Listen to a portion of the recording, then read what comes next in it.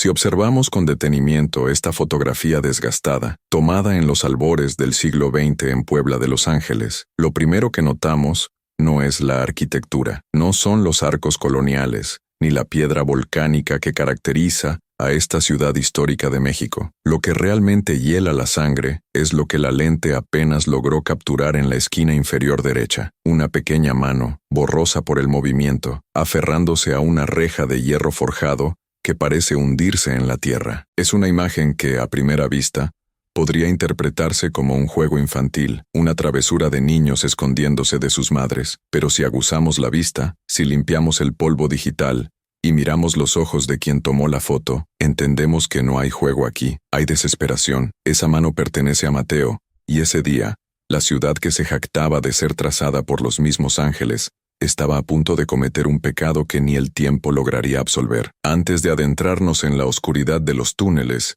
y descubrir el destino de aquellos que fueron borrados del mapa, te invito a que le des me gusta a este vídeo y te suscribas al canal. Al hacerlo, nos ayudas a rescatar del olvido estas historias que la historia oficial prefirió enterrar bajo toneladas de silencio y piedra. Tu apoyo es la luz que necesitamos para seguir revelando estos ecos del pasado. Para entender el peso de esta imagen, debemos respirar el aire de aquella Puebla antigua. Era una ciudad de contrastes brutales, donde el repique de las campanas de la catedral resonaba con una autoridad divina, marcando el ritmo de la vida y la muerte. Bajo el suelo adoquinado, sin embargo, corría una leyenda que muchos consideraban solo cuentos de viejas para asustar a los niños, una red de túneles, pasadizos secretos construidos siglos atrás, supuestamente para conectar iglesias, conventos y casas fuertes. Se decía que eran arterias de estrategia militar o refugios de fe en tiempos de persecución, pero para un grupo muy específico de habitantes, estos túneles no eran leyenda, eran hogar, eran el único lugar donde la lluvia no calaba los huesos, y donde las miradas de desprecio de la alta sociedad no podían alcanzarles. Mateo no era un líder militar, ni un sacerdote. Tenía 14 años, las manos encallecidas por lustrar zapatos que nunca podría comprar, y una responsabilidad que pesaba más que la cúpula de la Iglesia del Rosario. Era el guardián de los invisibles. Así se llamaban a sí mismos. Eran 20 almas. 20 niños huérfanos que el sistema había escupido y olvidado. Entre ellos estaba Sofía, de apenas 6 años que nunca soltaba un trozo de madera tallada que fingía ser una muñeca, y Tomás, un niño mudo que escuchaba vibraciones en las paredes que nadie más notaba. Para la ciudad de arriba, eran una plaga, estorbos visuales en los pórticos de las iglesias. Para Mateo eran su familia, y el túnel debajo del barrio de Xanenetla era su castillo. Pero la fotografía que tenemos ante nosotros marca el final de esa frágil seguridad. La fecha es crucial. Los vientos de la Revolución Mexicana comenzaban a soplar con fuerza, trayendo consigo un aire de paranoia y sospecha. Las instituciones eclesiásticas y los conservadores de la ciudad temían que los túneles fueran utilizados por los rebeldes para mover armas o tropas por debajo de sus narices. El miedo, como suele suceder, se convirtió en el arquitecto de la crueldad, y el capataz de esta obra macabra tenía nombre y apellido: el obispo Valeriano de la Cruz. Valeriano no era un hombre malvado en la caricatura de la palabra, era un hombre de orden, y eso a veces es mucho peor. Creía firmemente que la santidad de Puebla dependía de su pureza, tanto espiritual como física. Veía en los túneles una herida abierta, un conducto para el caos, y en los niños que los habitaban no veía inocencia, sino suciedad. En los registros parroquiales de la época, encontramos una nota marginal escrita con su caligrafía angulosa y firme: lo que está abajo debe permanecer abajo, o ser sellado para siempre. La ciudad no puede sostenerse sobre cimientos huecos. Esa frase, aparentemente administrativa, fue la sentencia de muerte. La imagen captura el momento exacto, quizás minutos antes de la tragedia. La luz del sol entra en diagonal, iluminando el polvo suspendido en el aire. Vemos herramientas de albañilería apiladas, sacos de cal, piedras pesadas y mezcla fresca. No era una reparación, era una clausura. Mateo, cuya mano vemos en la foto, había subido a la superficie esa mañana no para pedir limosna, sino porque Tomás había sentido las vibraciones, golpes rítmicos y pesados cerca de la entrada principal de su refugio, una entrada disimulada tras unos matorrales en una propiedad eclesiástica abandonada. Cuando Mateo asomó la cabeza, lo que vio le heló la sangre. No eran soldados revolucionarios, eran albañiles, cuadrillas enteras de hombres silenciosos trabajando bajo la supervisión directa de un vicario enviado por el obispo Valeriano. Estaban levantando un muro, no una reja, no una puerta de madera, sino un muro sólido de piedra y argamasa, diseñado para fusionarse con los cimientos existentes y borrar cualquier rastro de que allí hubo alguna vez una entrada. El terror de Mateo no fue por perder su refugio, fue porque sabía algo que los albañiles ignoraban, o fingían ignorar. Los otros 19 niños estaban abajo, estaban esperando a que él regresara con algo de pan, estaban en la sección profunda, la que quedaba justo detrás del recodo, donde el sonido de la construcción no llegaba con claridad hasta que fuera demasiado tarde. La fotografía, tomada por un ingeniero extranjero que documentaba las obras de la ciudad y que desconocía el drama humano que se desarrollaba, muestra ese instante de conflicto. Mateo está intentando salir, o quizás está intentando gritar, pero el ángulo nos sugiere que está siendo empujado hacia atrás, no por una persona, sino por la circunstancia misma. Imaginemos el sonido de ese momento. El cloc-cloc de las llanas de metal contra la piedra, el rasgueo de la mezcla arenosa, y por encima de todo, el silencio cómplice de quienes dirigían la obra. ¿Sabía el obispo que había niños dentro? Es la pregunta que nos persigue. Hay historiadores que sugieren que Valeriano consideraba a los huérfanos como daños colaterales necesarios para proteger los tesoros de la iglesia que también se ocultaban en esas profundidades. Otros dicen que simplemente no le importó verificar. La indiferencia es un arma tan letal como el odio. Mateo, al darse cuenta de que el muro subía rápidamente, corrió hacia la abertura. La mano en la foto es su intento desesperado de detener el avance de la oscuridad. Gritó. Estamos seguros de que gritó. Su voz, quebrada por la adolescencia y el pánico, debió rebotar en las paredes de piedra caliza. Hay gente aquí. Sofía. Tomás, no cierren. Pero el ruido de la construcción, sumado a la distancia y quizás a la orden estricta de no detenerse ante nada, ahogó sus súplicas. O tal vez fueron escuchadas y deliberadamente ignoradas. El fotógrafo capturó la escena y siguió su camino, llevándose consigo la única prueba de que esa entrada existió. Mientras tanto, el muro crecía, hilera tras hilera de ladrillos oscuros. La luz del sol que minutos antes bañaba la entrada comenzó a reducirse a un rectángulo, luego a una línea, y finalmente a un simple punto brillante que lastimaba los ojos. Mateo tuvo que tomar una decisión en fracciones de segundo. Podía intentar escurrirse por el hueco que quedaba y salvarse a sí mismo, abandonando a su familia en la oscuridad eterna, o podía retroceder, bajar a las profundidades y guiarlos, con la esperanza de encontrar otra salida en el laberinto de túneles que se extendía por kilómetros bajo la ciudad. La mano en la reja se soltó. La decisión estaba tomada. Mateo no salió. La foto nos muestra el último vestigio de su contacto con el mundo exterior. Eligió la oscuridad. Eligió regresar con Sofía, con Tomás y con los demás. Mientras la última piedra era colocada, sellando herméticamente la entrada con una finalidad aterradora, el sonido del mundo exterior se apagó de golpe. Ya no había campanas, ni cascos de caballos, ni el murmullo del mercado. Solo quedó el sonido de su propia respiración agitada y el goteo constante de la humedad subterránea. Dentro, la reacción fue una mezcla de confusión y terror primario. Cuando Mateo regresó al grupo, iluminado apenas por un cabo de vela que guardaban como un tesoro, sus rostros pálidos se volvieron hacia él esperando comida. Lo que encontraron fue a su líder temblando, con los ojos desorbitados y las manos vacías manchadas de polvo de ladrillo. No tuvo que decir las palabras. La oscuridad total que repentinamente invadió el túnel, al bloquearse la única fuente de ventilación y luz natural que tenían cerca, lo dijo todo. El aire se volvió instantáneamente más pesado, más rancio. Sofía, la pequeña de la muñeca de madera, se acercó a Mateo y le tiró de la camisa rota. ¿Por qué cerraron la puerta grande, Mateo? ¿Es para que no entren los malos? La inocencia de la pregunta debió ser como un cuchillo en el estómago del muchacho. No podía decirle que ellos eran los malos,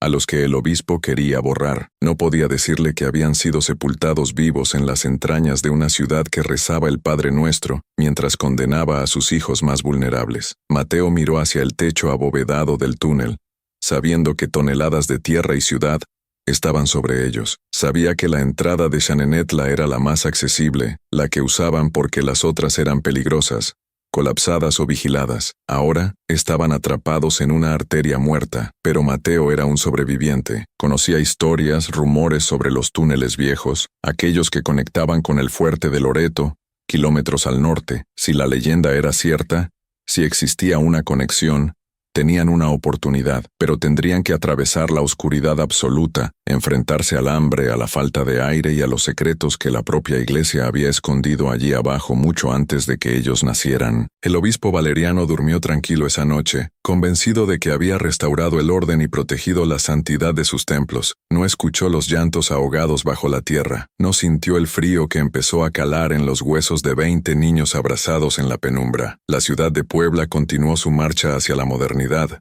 construyendo sobre el olvido. Pero lo que Valeriano no sabía, lo que nadie calculó, es que al cerrar esa entrada no solo atrapó a 20 huérfanos, creó una sociedad subterránea, forzada a evolucionar, a adaptarse y a sobrevivir en un mundo sin sol. La fotografía es testigo mudo de este crimen. El polvo sobre la imagen parece casi tierra de tumba, pero mientras miramos esa mano borrosa, debemos entender que esta no es una historia de muerte inmediata, es una crónica de resistencia, porque en el momento en que la última luz se extinguió, comenzó una nueva era para los habitantes del subsuelo. Mateo encendió la última vela, miró a sus hermanos y hermanas, y pronunció la primera regla de su nueva vida: nadie se queda atrás. Si el mundo de arriba no nos quiere, crearemos nuestro propio mundo aquí abajo. Y así, con el eco de la última palada de cemento aún vibrando en las paredes, dieron el primer paso hacia la profundidad, hacia lo desconocido, alejándose para siempre de la superficie que los había traicionado. Si la fotografía del capítulo anterior nos mostraba el pánico congelado en un instante de luz, lo que sigue es una crónica que ninguna cámara podría haber capturado,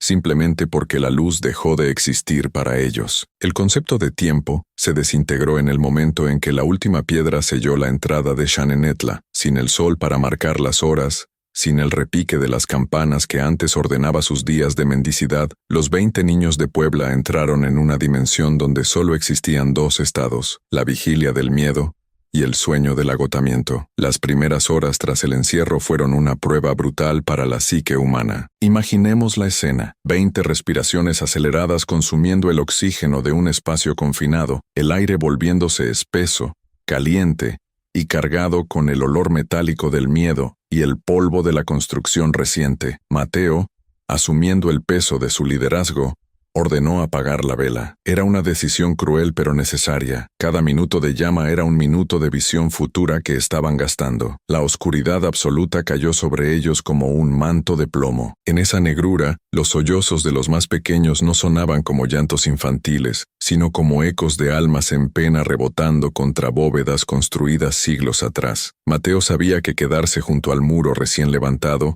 era una sentencia de muerte. El aire se viciaría pronto.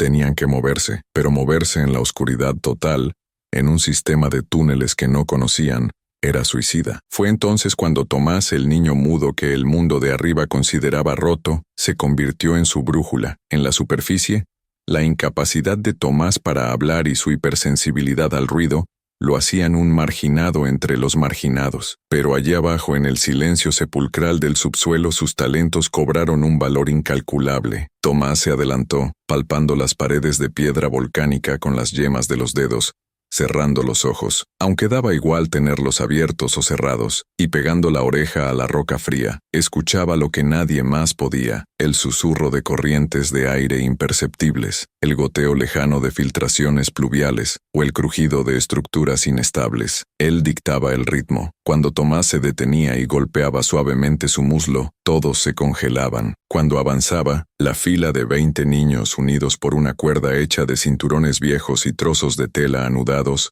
avanzaba arrastrando los pies para no tropezar con escombros. Avanzaron hacia el norte, alejándose del barrio de Shanenetla, adentrándose en lo que Mateo sospechaba que era la red que conectaba con el centro histórico. El suelo cambió. Pasaron de la tierra apisonada a un pavimento de ladrillo desgastado, indicativo de que habían entrado en una sección más antigua, quizás del siglo XVII. El aire aquí era más frío, pero extrañamente más respirable, lo que sugería ventilación natural a través de pozos ocultos o grietas quedaban a sótanos desconocidos. El hambre comenzó a ser un tormento físico real alrededor del segundo día, si es que podemos llamarlo así. Las provisiones que llevaban eran ridículas, unos cuantos mendrugos de pan duro y 2 cantimploras de agua que ya estaban medio vacías. Fue Sofía quien, en medio de la marcha a ciegas, tropezó con algo que cambiaría su destino inmediato. No era una roca. Al tacto era madera, madera podrida y tela. Mateo permitió encender la vela por 5 segundos para evaluar el hallazgo. La llamarada reveló que no estaban en un simple pasillo, sino en una antecámara abovedada. Lo que Sofía había pateado era una caja de madera carcomida por la humedad, pero lo que heló la sangre de Mateo no fue la caja,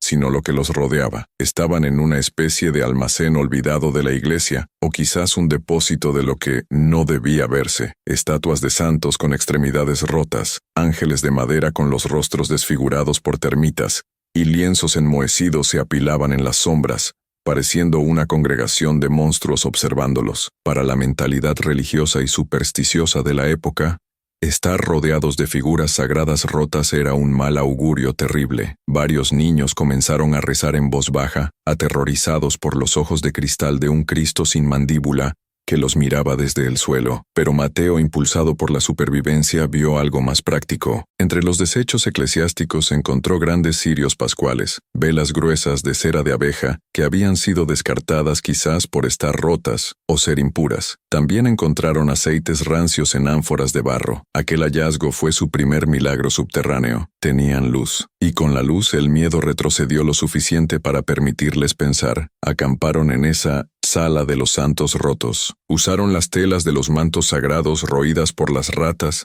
para abrigarse del frío húmedo que penetraba hasta los huesos. Es una imagen potente y terrible. Niños huérfanos envueltos en terciopelos litúrgicos desechados, durmiendo entre estatuas mutiladas, bajo la ciudad que los despreciaba. Sin embargo, el alivio fue efímero. Mientras exploraban esta sala, Tomás se agitó violentamente. Corrió hacia una pared del fondo, donde la mampostería parecía diferente, más tosca. Empezó a golpear la pared con sus puños, emitiendo gemidos guturales, desesperado por hacerse entender. Mateo se acercó. Al poner la mano sobre la pared, sintió una vibración rítmica. Pum, pum, pum. No eran golpes de construcción, eran pasos, pero no pasos humanos normales. Eran rítmicos, pesados, unísonos. Estaban justo debajo de una calzada principal, o peor aún, debajo de un cuartel. La vibración indicaba que el techo en esa sección era delgado. Estaban peligrosamente cerca de la superficie, pero paradójicamente, eso los ponía en mayor riesgo. Si intentaban cavar hacia arriba, el ruido alertaría a cualquiera que estuviera encima. Y en 1910,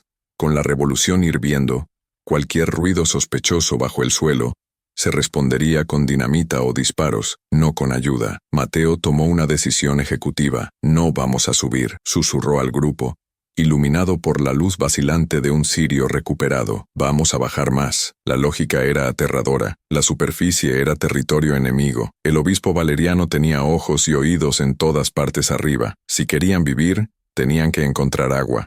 Y el agua siempre busca la profundidad. Dejaron atrás la sala de los santos rotos, cargando con tanta cera como pudieron. El túnel comenzó a descender con una inclinación pronunciada. La arquitectura cambió de nuevo. Los arcos coloniales dieron paso a túneles excavados con técnicas más antiguas, quizás indígenas, reforzados posteriormente por los españoles. Aquí, la humedad era tan alta que las paredes lloraban constantemente. Fue entonces cuando escucharon el sonido. Al principio, parecía el siseo de una serpiente gigante deslizándose por la piedra. Luego, se convirtió en un rumor constante. Agua, agua corriente. El corazón les dio un vuelco. Corrieron, olvidando por un momento la precaución, guiados por el sonido cristalino que prometía vida. Llegaron a una intersección donde el túnel se abría a una cisterna natural, un río subterráneo que corría a través de una grieta en la roca madre. El agua era helada, pura, filtrada por kilómetros de tierra volcánica. Bebieron con desesperación, hundiendo sus caras en la corriente negra, riendo y llorando al mismo tiempo. Sofía lavó la cara de su muñeca de madera. Por primera vez en días, sintieron esperanza, pero esa esperanza vino acompañada de un descubrimiento macabro. Mientras Mateo llenaba una de las cantimploras, la luz de su vela iluminó la orilla opuesta del río subterráneo, a unos 3 metros de distancia. Allí, en un pequeño nicho natural de la roca, Había algo que no era piedra, eran huesos, un esqueleto humano, pequeño, vestido con jirones de lo que parecía un hábito de novicia de hacía 100 años. El esqueleto estaba sentado, abrazando un objeto metálico oxidado. Mateo, impulsado por una curiosidad mórbida, cruzó el vado con el agua hasta la cintura. Al acercarse, vio que el objeto era una caja fuerte de hierro, pequeña y cerrada, pero lo que le impactó no fue el tesoro potencial, sino lo que había rascado en la pared junto a la muerta. Eran marcas, cientos de líneas verticales,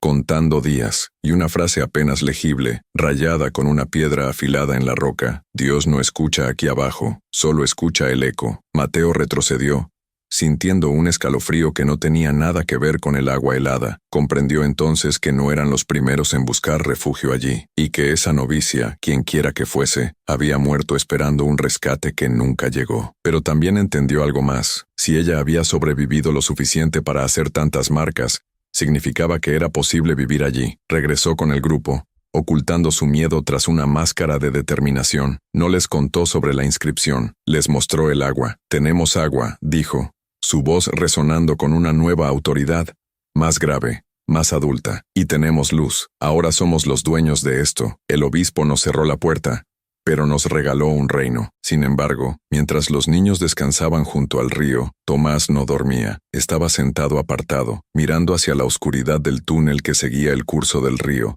hacia las profundidades inexploradas. Su cuerpo estaba tenso como la cuerda de un violín, porque Tomás había escuchado algo más en el rumor del agua. Había escuchado voces, no voces de arriba, voces que venían de más adelante, de lo profundo de los túneles, voces que cantaban en un idioma que no era español. La red de túneles no estaba vacía, y pronto descubrirían que los invisibles no eran los únicos habitantes de la oscuridad de Puebla. La soledad, que tanto les aterraba al principio, estaba a punto de convertirse en el menor de sus problemas. Si existiera una fotografía de este preciso momento en la historia, sería una mancha casi negra, apenas rota por el resplandor anaranjado de una fogata improbable. La imagen sería granulada, confusa, pero si lográramos enfocar la vista en el centro, veríamos el choque de dos mundos que Puebla había intentado mantener separados durante siglos: la ciudad española de la superficie y la memoria indígena que latía, terca y viva, en sus cimientos. Los niños, guiados por el oído absoluto de Tomás, habían seguido el curso del río subterráneo durante horas que parecieron semanas. El túnel había dejado de ser una construcción de ladrillo colonial para convertirse en algo más orgánico, una garganta de roca volcánica y lodo endurecido. El aire aquí abajo ya no olía a encierro, ni a la cal muerta de la construcción. Olía a tierra mojada,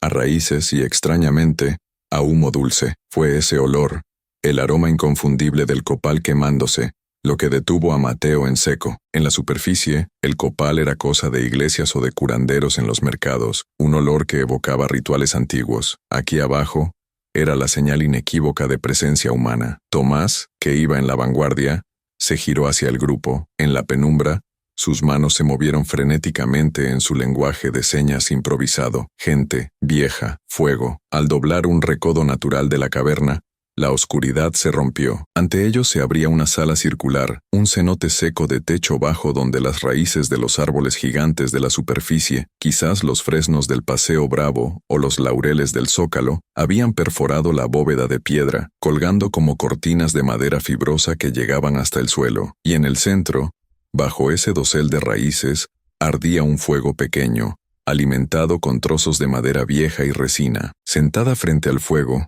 de espaldas a ellos, había una figura pequeña, envuelta en capas de rebozos deshilachados que parecían hechos de telarañas y polvo. No se giró cuando llegaron, simplemente alzó una mano, seca y nudosa como las mismas raíces que la rodeaban, y señaló un espacio vacío junto al fuego. «Llegan tarde», dijo una voz que sonaba como hojas secas siendo pisadas. «El agua me dijo que venían desde que el muro cayó». Mateo, con el instinto protector a flor de piel, colocó a Sofía detrás de él y avanzó con cautela, empuñando una piedra afilada. La mujer se giró lentamente. Su rostro era un mapa de arrugas profundas, iluminado desde abajo por las brasas, dándole una apariencia espectral pero extrañamente serena. Sus ojos estaban velados por cataratas blancas, ciegos a la luz pero abiertos a todo lo demás. Era una anciana indígena, una de esas mujeres que la alta sociedad poblana solía ignorar en las calles, pero que aquí abajo ostentaba la autoridad de una reina. Se llamaba Citlali, aunque los niños pronto la llamarían simplemente Nana. No estaba sola por accidente. Citlali era la última guardiana de un santuario olvidado. Mientras el obispo Valeriano y sus predecesores construían catedrales para tocar el cielo, la gente de Citlali había mantenido vivos los caminos de abajo, protegiendo altares prehispánicos que los españoles creían destruidos. Ella había bajado hacía 20 años, durante una epidemia de viruela, y nunca había vuelto a subir. El encuentro fue tenso. Los huérfanos, criados en el catolicismo estricto de los orfanatos, veían en ella una bruja. Ella veía en ellos polluelos caídos del nido de piedra. Pero el hambre es el diplomático más eficaz. Citlali señaló una olla de barro que burbujeaba sobre las brasas. No contenía carne, sino hongos pálidos que crecían en las grietas húmedas, raíces hervidas y, para horror y fascinación de los niños, carne de rata de campo limpia y cocida. Coman, ordenó, la superficie os niega el pan, la tierra os da de su cuerpo. Esa noche, o lo que ellos asumieron que era noche, fue la primera vez que los estómagos dejaron de doler. Mateo se sentó junto a la anciana mientras los demás dormían apilados como cachorros cerca del calor. Quería respuestas. Quería saber cómo salir. No hay salida, niño de arriba, dijo Citlali, masticando una raíz de regaliz. El obispo no cerró la puerta para que no entraran. La cerró para que esto no saliera. Señaló con su barbilla hacia la oscuridad más profunda, más allá de la luz del fuego, hacia un túnel que descendía con una inclinación abrupta. Mateo sintió un escalofrío. ¿Qué hay ahí abajo?, preguntó. Citlali sonrió, mostrando encías desdentadas, la ciudad de los espejos negros, los túneles que no hicieron los hombres blancos. Allí abajo el aire cambia. Allí abajo viven los que olvidaron sus nombres hace mucho tiempo. Le explicó que la red de túneles era mucho más vasta de lo que nadie en la superficie imaginaba. Había niveles. El nivel superior, donde estaban, era el de las iglesias y la colonia. El nivel medio, donde vivía ella, era el de la resistencia y el refugio, pero el nivel inferior, era un lugar que incluso ella evitaba. Pero la revelación más importante no fue sobre monstruos o fantasmas, fue sobre el agua. Citlali les enseñó que el río subterráneo que habían seguido no era infinito, desembocaba en una gran poza sifónica que conectaba con los pozos de las casonas ricas del centro. Si saben nadar como peces, pueden salir, dijo, pero si el agua está alta, se ahogarán antes de ver la luz. Sin embargo, la calma de este nuevo refugio se rompió al tercer ciclo de estancia con la anciana. Tomás, que había estado explorando los perímetros del santuario de raíces, regresó corriendo, pálido, haciendo gestos violentos. Se tapaba la nariz y señalaba hacia arriba, hacia las raíces que colgaban del techo. Mateo se acercó y olió. No era copal, era un olor acre, químico, picante, gas. «Están buscando», murmuró Citlali, poniéndose de pie con una agilidad sorprendente para su edad. El hombre de la Cruz Grande no está tranquilo, sabe que no murieron. Sabe que están aquí. Arriba, en la ciudad de Puebla, el obispo Valeriano había empezado a tener pesadillas. Rumores de lamentos bajo el suelo habían llegado a sus oídos desde las casas vecinas al barrio de Xanenetla, temiendo un escándalo o peor aún, que los niños encontraran los accesos a la cripta del tesoro catedralicio. Había ordenado una medida drástica y silenciosa, fumigación. Oficialmente, era para matar ratas y plagas. Extraoficialmente, era para asfixiar cualquier cosa que respirara en los túneles sellados. El gas, más pesado que el aire, comenzaba a filtrarse por las grietas del suelo de la ciudad, descendiendo lentamente como una niebla venenosa hacia el refugio de Citlali. Los niños comenzaron a toser. Sofía se frotaba los ojos que le lloraban sin control. «Tienen que irse», dijo Citlali, apagando su fogata con un puñado de tierra para no consumir el poco oxígeno limpio que quedaba. «El aire malo bajará y llenará este cuenco. Ven con nosotros»,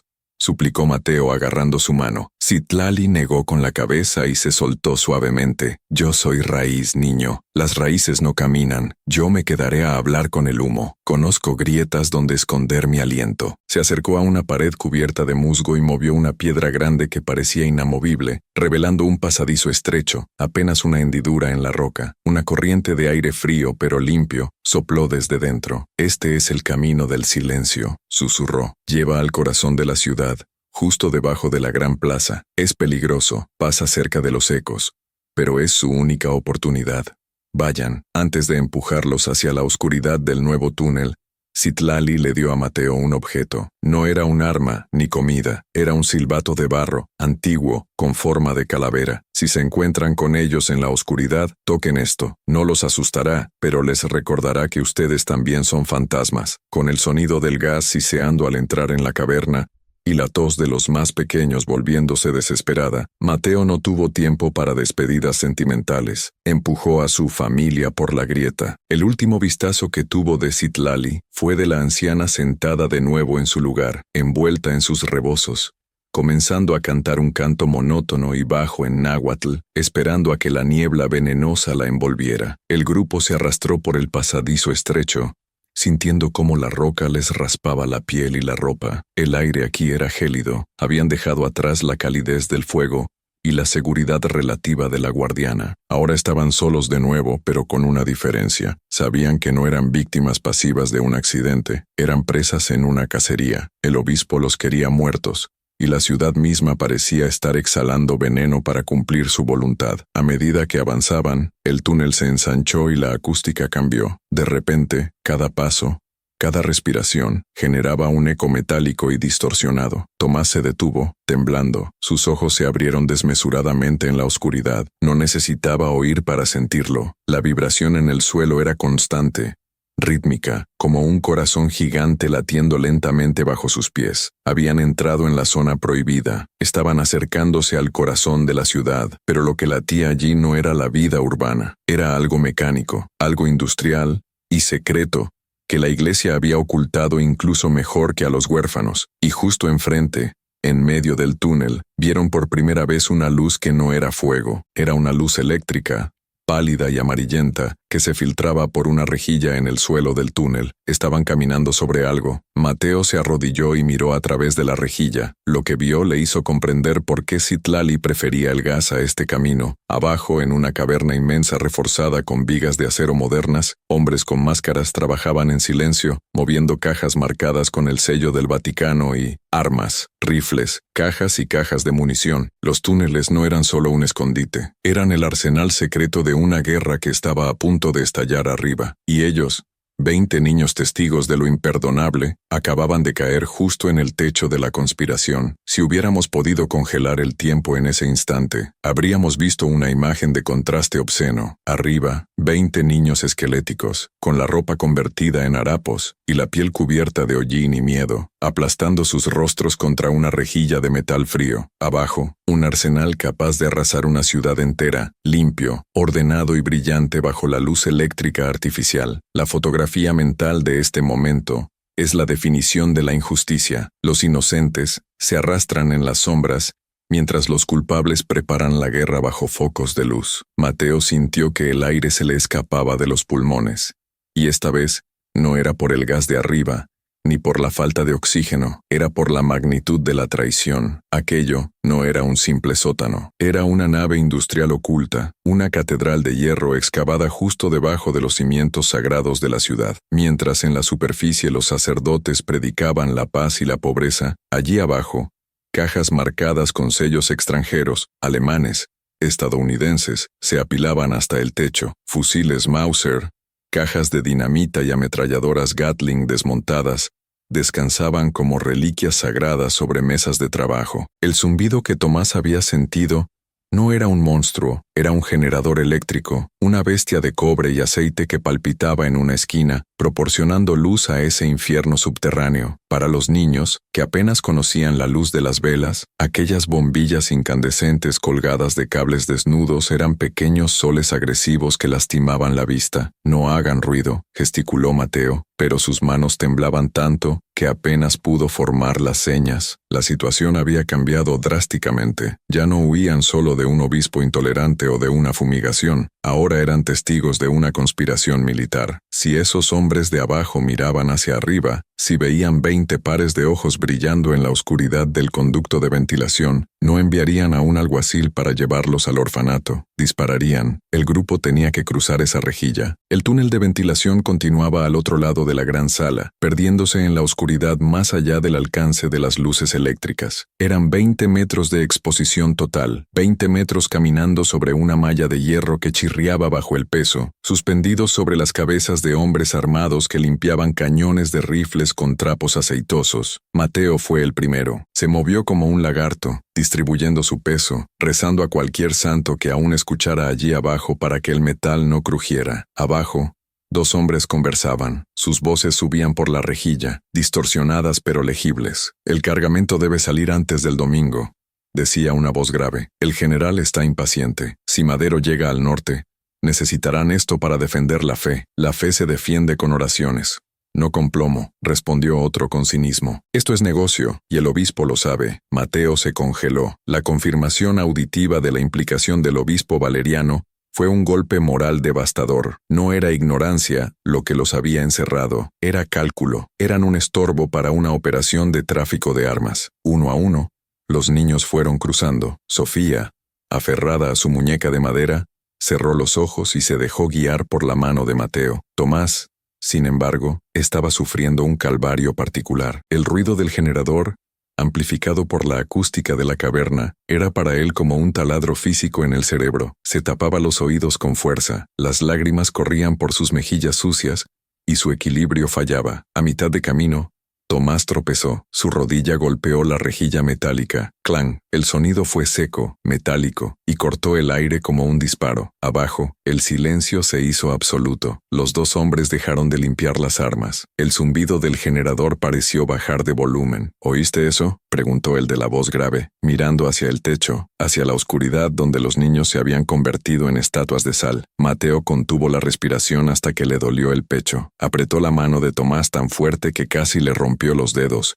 indicándole inmovilidad total. Una rata, una bendita y enorme rata de alcantarilla, eligió ese momento para cruzar corriendo una viga transversal justo debajo de la rejilla, chillando al ser sorprendida por la luz. «¡Malditas ratas!», escupió el hombre de abajo relajando los hombros. «El gas no ha llegado hasta aquí todavía. Deberíamos subir y echar veneno nosotros mismos. Déjalo, vámonos. El turno cambia en 10 minutos». Los hombres apagaron una sección de las luces y salieron por una puerta de hierro macizo. La oscuridad parcial volvió a ser su aliada. Mateo exhaló, un sonido tembloroso que se mezcló con el suspiro colectivo de 20 niños aterrorizados. Se apresuraron a llegar al otro lado, entrando de nuevo en la seguridad relativa de la roca sólida y la oscuridad. Pero algo había cambiado en el grupo. El miedo se había transformado en algo más peligroso: desesperación. Habían visto a hombres, habían olido comida, el aroma de café y tabaco de los guardias había subido hasta ellos, y la realidad de su hambre se hizo insoportable. Avanzaron por el conducto hasta que éste se ensanchó en una serie de bodegas laterales, excavadas toscamente en la tierra, y allí, la tragedia de la tentación golpeó. No encontraron una salida, sino una despensa. No era la despensa de un orfanato, era el almacén de suministros para los conspiradores.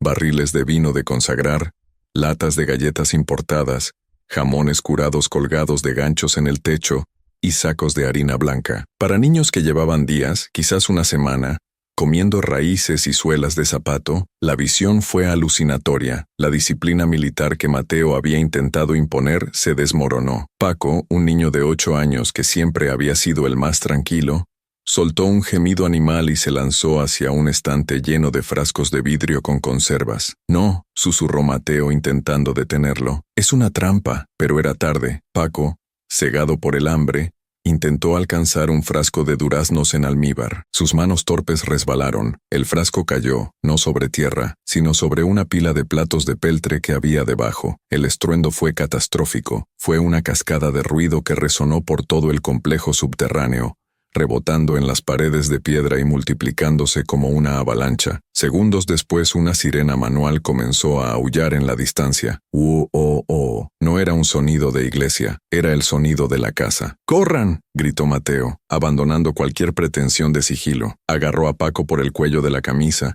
arrancándolo de la comida que no había podido probar, y empujó al grupo hacia adelante. El túnel de ventilación terminaba abruptamente en una intersección de pasillos de ladrillo rojo. A la izquierda, el sonido de botas pesadas acercándose, voces gritando órdenes, cerrojos de armas cargándose. A la derecha, una escalera de caracol, estrecha y oxidada, que subía en espiral hacia la oscuridad superior. No había elección. ¡Arriba! «Todos arriba», ordenó Mateo. Comenzaron a subir la escalera de caracol. El metal estaba frío y resbaladizo por la humedad. El sonido de las botas se acercaba. Tac, tac, tac. Los guardias estaban entrando en la zona de las bodegas. Un haz de luz de linterna barrió el pasillo que acababan de abandonar, iluminando los talones de Mateo justo cuando ponía el pie en el primer escalón. Allí, en la escalera, gritó una voz. Un disparo resonó. La bala golpeó la pared de piedra a centímetros de la cabeza de Sofía, enviando esquirlas de roca a su cara. La niña gritó, pero no se detuvo. El miedo le dio alas. Subieron frenéticamente, tropezando, raspándose las rodillas, impulsados por el terror puro. La escalera parecía interminable, girando y girando en un tubo vertical que olía a moho y encierro antiguo. Abajo, los guardias no subieron inmediatamente. Se detuvieron al pie de la escalera. Mateo, mirando hacia abajo desde una altura de 3 pisos, vio como uno de ellos sonreía bajo la luz de su linterna y enfundaba su arma. ¿Por qué no los perseguían? ¿Por qué se reía? El guardia gritó hacia arriba, su voz retumbando en el pozo de la escalera. «¡Suban, ratas! ¡Suban todo lo que quieran! Arriba no hay salida. Solo está el juicio». Mateo sintió un nudo en el estómago. Continuaron subiendo hasta que la escalera terminó en una plataforma de madera podrida frente a una puerta de hierro remachado. No había manija, no había cerradura visible desde su lado. Estaban atrapados en la cima de un cilindro de piedra. Los niños se agolparon en la pequeña plataforma, llorando, golpeando la puerta inútil con sus puños. Abajo, los guardias habían empezado a subir lentamente, sin prisa, disfrutando del momento, sabiendo que la presa estaba acorralada. El sonido rítmico de sus botas metálicas golpeando los escalones de hierro era una cuenta regresiva hacia el infierno. Mateo miró la puerta. Tenía inscripciones latinas grabadas en el metal, casi borradas por el óxido. Iano Caeli, puerta del cielo. Una cruel ironía. Buscó desesperadamente alguna palanca, algún mecanismo. Nada, solo piedra y hierro frío. Entonces, Tomás, que estaba pegado a la pared lateral de la plataforma, lejos de la puerta, tiró de la manga de Mateo. No señalaba la puerta, señalaba el suelo de madera podrida en la esquina más oscura de la plataforma. Había una corriente de aire caliente, y olía a cera y a incienso quemado recientemente. Mateo se arrodilló. Una de las tablas estaba suelta. Al levantarla, vio que no había oscuridad debajo, sino una luz tenue, parpadeante, que venía de una rejilla de ventilación lateral que daba a otra estancia. Se asomó. Lo que vio le dejó sin aliento. Estaban justo encima, literalmente en el techo, de la cripta de los obispos bajo la catedral. Podía ver los sarcófagos de mármol blanco alineados abajo, y en el centro, arrodillado frente a un altar privado, iluminado por docenas de velas, estaba él, la figura inconfundible, con su sotana violeta y su perfil severo. El obispo Valeriano estaba rezando. Estaban atrapados entre los mercenarios que subían para matarlos y el hombre que había ordenado su desaparición. Pero Mateo vio algo más. La rejilla de ventilación estaba vieja, corroída, y la caída hasta el suelo de la cripta no era mortal si caían sobre algo blando, o sobre alguien. Los pasos de los guardias estaban ya en la última vuelta de la espiral. Mateo miró a sus 20 hermanos. Miró la rejilla endeble. Miró al obispo rezando abajo. «No vamos a esperar a que nos abran»,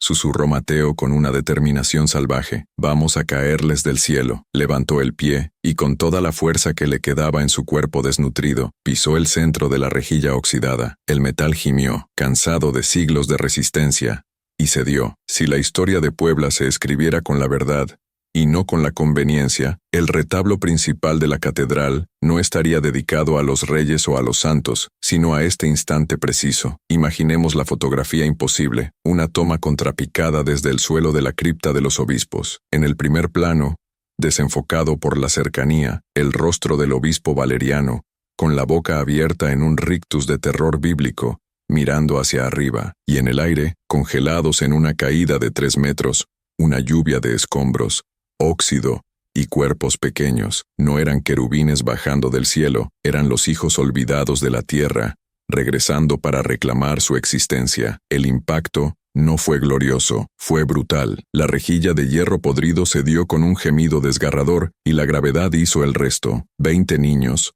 junto con una nube densa de polvo de siglos, cayeron sobre el altar privado, sobre las alfombras persas y sobre el propio obispo. El silencio reverencial de la cripta se hizo añicos con el sonido de huesos golpeando contra madera y piedra, el estruendo del metal rebotando en el mármol y los gritos de dolor y sorpresa. Valeriano fue derribado no por la fuerza física, sino por el peso de lo incomprensible. Cayó de espaldas, golpeándose la cabeza contra la base de un sarcófago. Su mente, condicionada por años de teología del miedo, no procesó niños, procesó juicio. En medio de la nube de polvo gris que ahora llenaba la estancia, las figuras que se levantaban tosiendo, cubiertas de hollín, con los ojos brillantes y las ropas hechas jirones, le parecieron demonios surgidos del mismísimo Averno. Mateo aterrizó mal, sintió un crujido agudo en el tobillo izquierdo al impactar contra el suelo de mármol. El dolor le nubló la vista por un segundo, pero el instinto de supervivencia era una droga potente. Se arrastró entre la neblina de polvo, buscando a Sofía. La encontró debajo de un banco de oración volcado, aturdida pero entera, todavía aferrando su muñeca. «Levántense», graznó Mateo, su voz llena de polvo. «No se queden en el suelo». La escena en la cripta era un caos de tos y confusión. Los cirios se habían volcado, algunos apagándose, otros prendiendo fuego a los tapices viejos, creando sombras danzantes y alargadas que hacían que los niños parecieran gigantes. Desde el agujero en el techo, 3 pisos más arriba, los haces de luz de las linternas de los guardias cortaban la oscuridad, buscando blancos. «Están abajo», gritó una voz lejana. «Bajen por la cuerda, disparen si se mueven». Un disparo sonó, rebotando en las paredes de piedra del pozo de ventilación, pero la bala se perdió en algún lugar de la mampostería. No podían disparar a ciegas. El obispo estaba allí abajo. Esa vacilación fue el regalo que Mateo necesitaba. Valeriano, recuperando el sentido, se incorporó a medias, apoyándose en el sarcófago de uno de sus predecesores. Su sotana violeta estaba manchada de tierra negra de los túneles. Al disiparse un poco el polvo,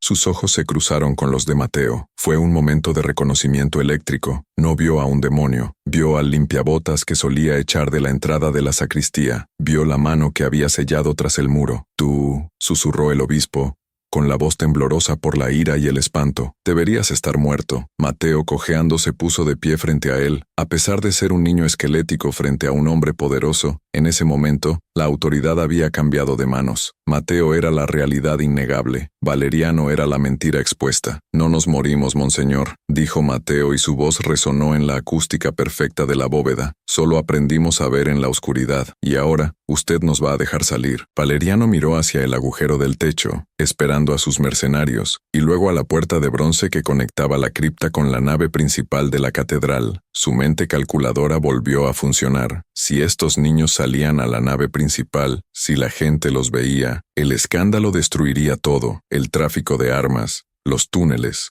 su reputación. «Son ladrones», gritó Valeriano hacia la puerta cerrada, esperando alertar a los sacristanes del otro lado, pero también intentando convencerse a sí mismo. «Profanadores de tumbas». Antes de que pudiera avanzar hacia la salida para bloquearla, Tomás actuó. El niño mudo, que estaba sangrando por un corte en la frente causado por la caída, vio las intenciones del hombre de púrpura. No entendía las palabras, pero entendía la energía. Tomás tomó uno de los candelabros pesados de plata que habían caído al suelo y lo lanzó. No apuntó al obispo, sino a la lámpara de aceite que colgaba del techo bajo, justo encima de la puerta de salida. El impacto rompió el cristal. El aceite hirviendo cayó sobre la pesada cortina de terciopelo que cubría la entrada. El fuego prendió al instante, creando una barrera de llamas entre el obispo y la puerta, pero también bloqueando la salida de los niños. «Tomás, no», gritó Mateo, pero Tomás señaló frenéticamente. No señalaba la puerta en llamas, señalaba detrás del altar mayor de la cripta, donde una corriente de aire movía el humo hacia una rejilla dorada en el suelo. El osario. Había un pasaje inferior, un canal de drenaje antiguo diseñado para mantener secas las reliquias. Arriba, las botas de los mercenarios ya resonaban en la plataforma de madera. Estaban bajando. «Al hueco, todos al hueco», ordenó Mateo. Era una locura. Tuvieron que levantar una rejilla de bronce que pesaba tanto como 2 hombres,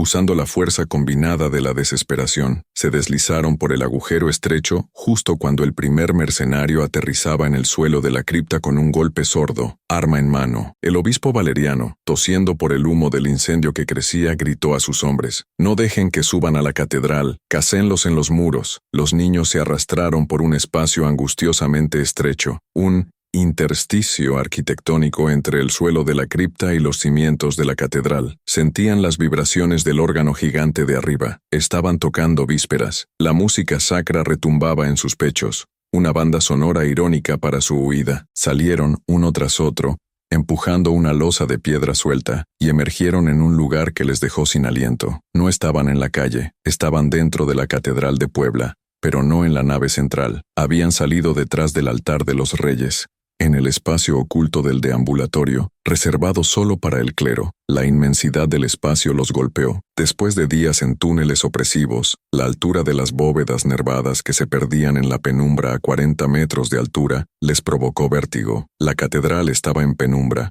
iluminada solo por cientos de velas votivas y la luz de la luna que entraba por los vitrales, pintando el suelo de charcos de azul, rojo y oro. Era de noche. La iglesia no estaba vacía, pero tampoco llena. Unos pocos fieles rezaban arrodillados en las bancas lejanas, y un coro practicaba en el coro central, sus voces elevándose como humo. Mateo reunió a su tropa detrás de una columna de ónix. Parecían espectros, sucios, heridos, oliendo a cloaca y a fuego. Si salían a la luz ahora causarían pánico, pero no podían quedarse. La puerta de la sacristía, a su derecha, se abrió de golpe. Valeriano entró en la nave principal, seguido por 3 de sus hombres armados, que intentaban disimular sus rifles bajo gabardinas largas. El obispo estaba frenético, sus ojos escaneando las sombras de su propio templo. Había cerrado las puertas principales. Estaban atrapados en una jaula de oro y piedra. «Busquen en las capillas laterales», siseó Valeriano a sus hombres, su voz resonando bajito pero letal. Discretamente: «Si alguien pregunta, son ladrones que se escondieron tras la misa. Mátenlos». Mateo apretó a Sofía contra su pecho. Estaban acorralados. Las puertas enormes de madera tallada que daban al atrio estaban cerradas con barras de hierro. Las puertas laterales también. La única salida era enfrentarse a los hombres armados en campo abierto o subir. Mateo miró hacia arriba. A la izquierda del altar de los reyes,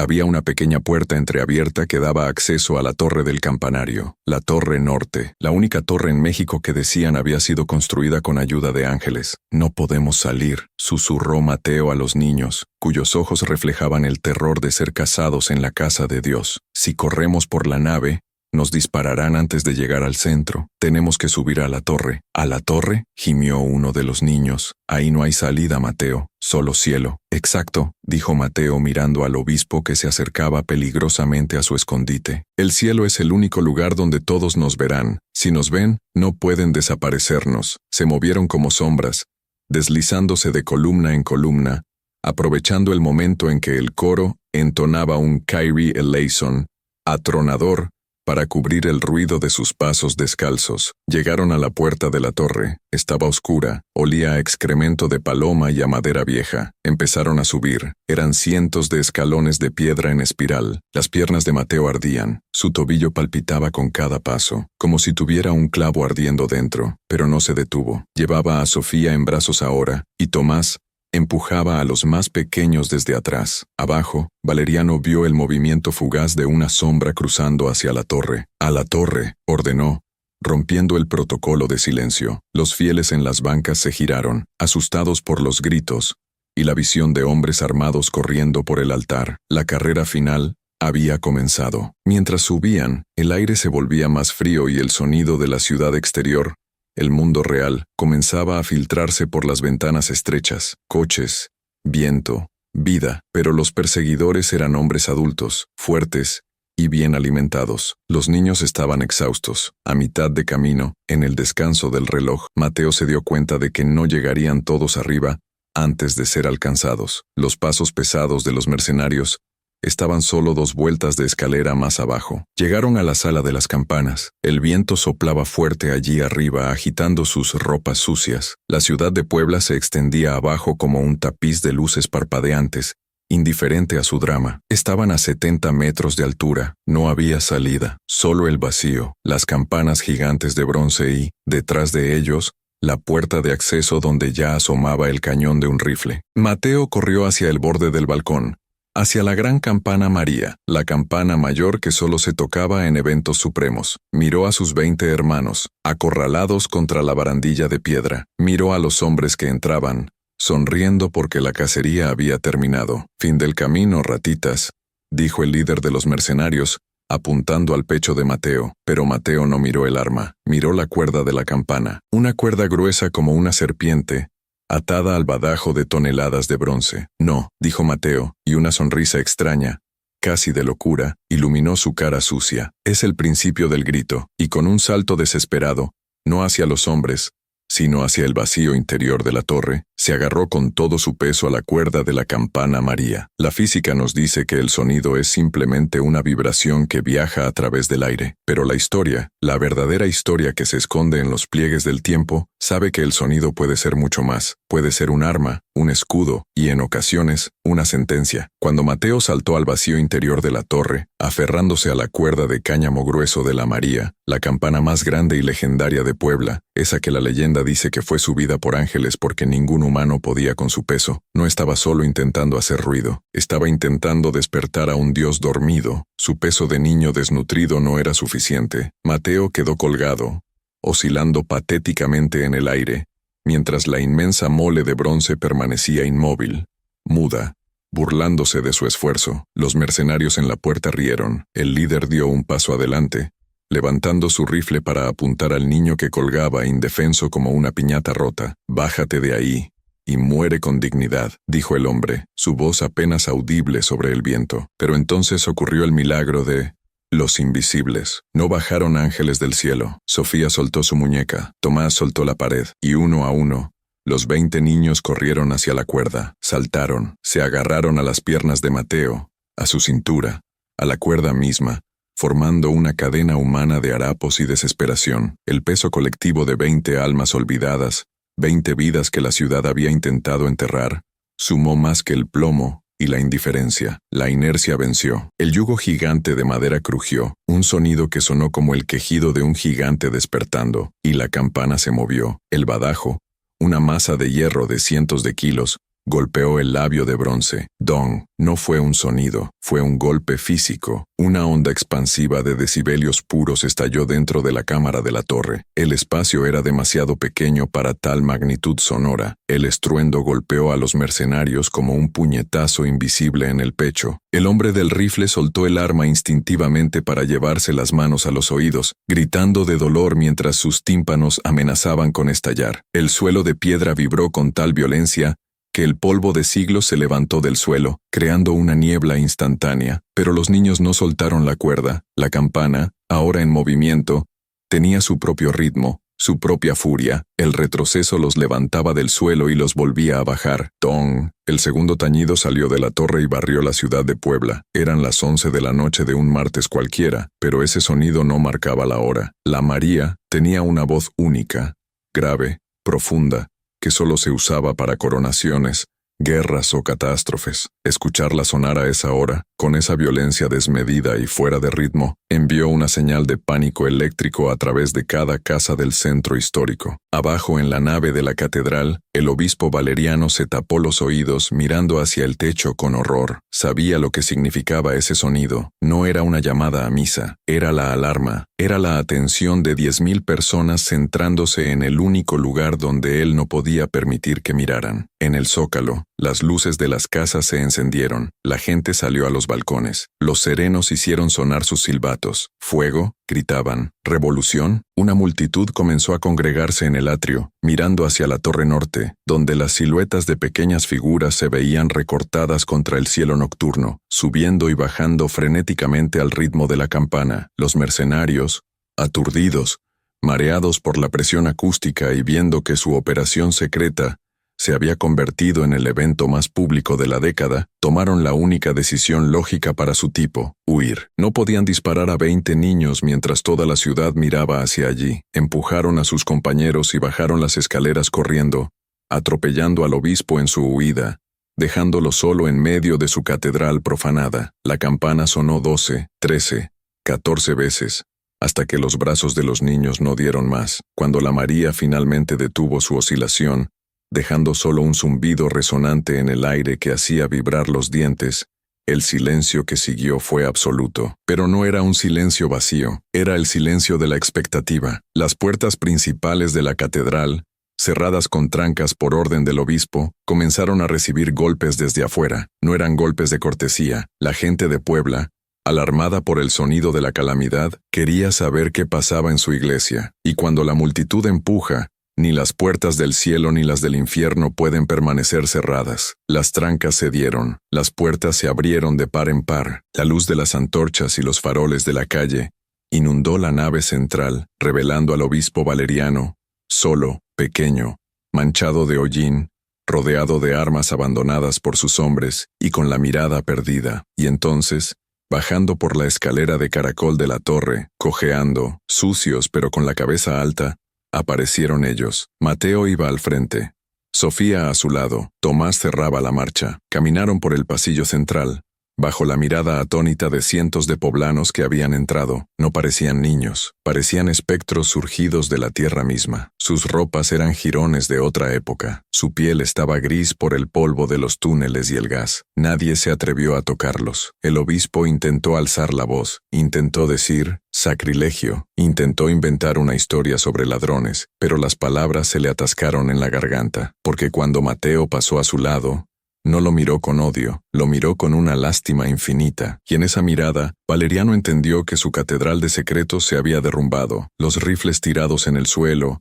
las cajas de munición visibles a través de la puerta rota de la cripta, todo estaba expuesto. Mateo llegó al atrio, al aire libre, a la noche fresca, respiró hondo. El aire no olía a humedad, ni a gas, ni a incienso rancio, olía a jacarandas y a libertad. La fotografía que inició esta historia, esa imagen borrosa de una mano en una reja y unos ojos asustados, encuentra aquí su contraparte invisible. No existe una foto del momento en que salieron al atrio, pero la memoria colectiva de la ciudad lo guardó mejor que cualquier placa de plata. Se cuenta que esa noche, las familias de los barrios pobres, las vendedoras del mercado y los obreros, formaron un círculo protector alrededor de los 20 huérfanos. Nadie preguntó de dónde venían. Simplemente entendieron que eran los hijos de la campana. La historia oficial, por supuesto, intentó lavar los hechos. Se dijo que el obispo se retiró por enfermedad nerviosa. Se dijo que el arsenal encontrado era un depósito antiguo olvidado. Pero la leyenda urbana creció más rápido que la mentira. Los túneles de Puebla, oficialmente inexistentes hasta hace pocas décadas, se convirtieron en el secreto a voces de la ciudad. ¿Y qué fue de ellos? Mateo, dicen,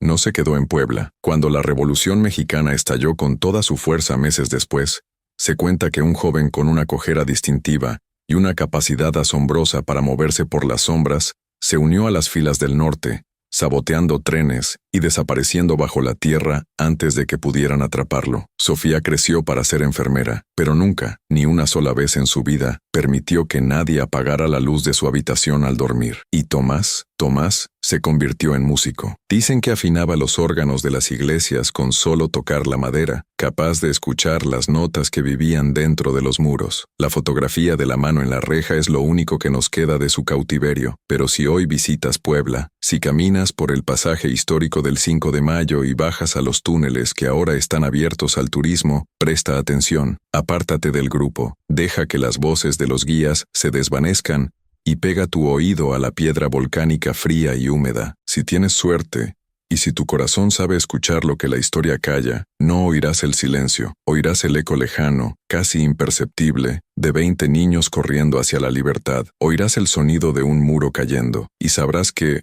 aunque intenten enterrarla, la verdad siempre encuentra una grieta por donde salir a la luz. Gracias por acompañarme en este viaje a las profundidades de lo olvidado. Historias como la de Mateo y los invisibles merecen ser contadas para que el pasado no sea una prisión, sino una lección. Si esta narración te ha conmovido, si has sentido el frío de los túneles y el alivio de la campana, por favor, dale me gusta a este video y suscríbete al canal. Tu apoyo es la llave que nos permite seguir abriendo las puertas que la historia cerró. Hasta el próximo eco.